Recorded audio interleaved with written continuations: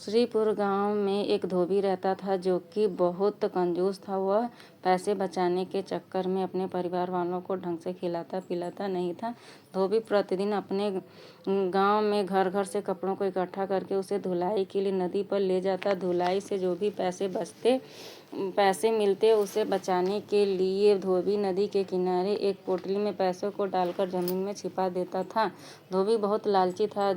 जब भी वह कपड़े धुलने नदी पर आता था वह अपने पैसों को जमीन से खोदकर एक बार जरूर देखता था। एक दिन एक कुम्हार मिट्टी का बर्तन बनाने के लिए नदी के किनारे मिट्टी खोदने के लिए गया तो उसे मिट्टी खोदते समय धोबी के पैसों की पोटली मिल जाती है, जिसे वह अपने साथ घर ले जाता है। वह अपने गांव में मुखिया के पास जाकर पूरी बात बताते हुए पैसे की पोटली उनको सौंप देता है।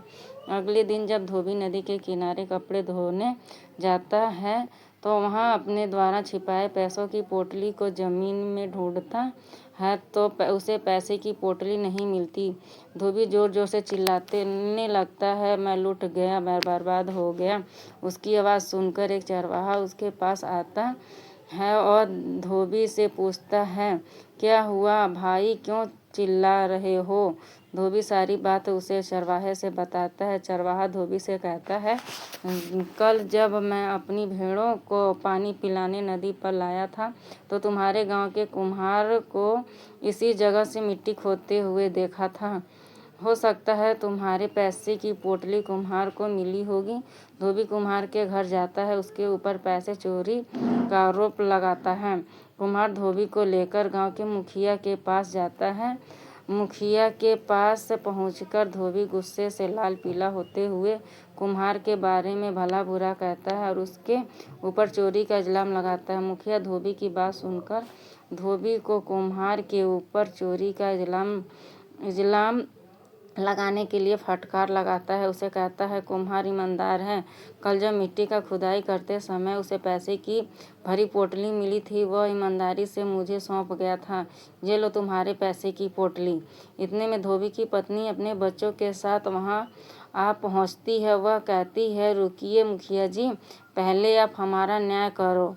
पैसे की कमी के कारण कितने दिन हो गए और मेरे बच्चे भर पेट भोजन नहीं किए। इसके अलावा बच्चों की स्कूल फीस न भर पाने की वजह से स्कूल से भी बच्चों को निकाल दिया गया है। इतना पैसा मेरे पति के पास कहाँ से आया है?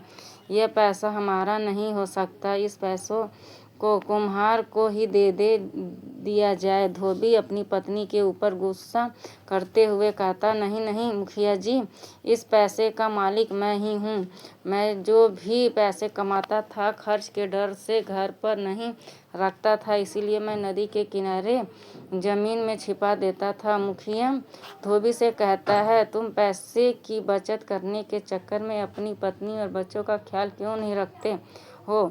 तुम्हारे बच्चों को स्कूल से भी निकाल दिया गया है। ऐसे में तुम इन पैसों का बचाकर क्या करोगे? मुखिया अपना फैसला सुनाते हुए कहता है, आज से तुम्हारे घर को तुम्हारी पत्नी चलाएगी। तुम जो भी पैसे कमा कर लाओगे उससे तुम्हारी पत्नी घर खर्च चलाएगी। इस तरह से धोबी की कंजूसी छूट जाती है। उसके बच्चे फिर से स्कूल जाने लगते हैं।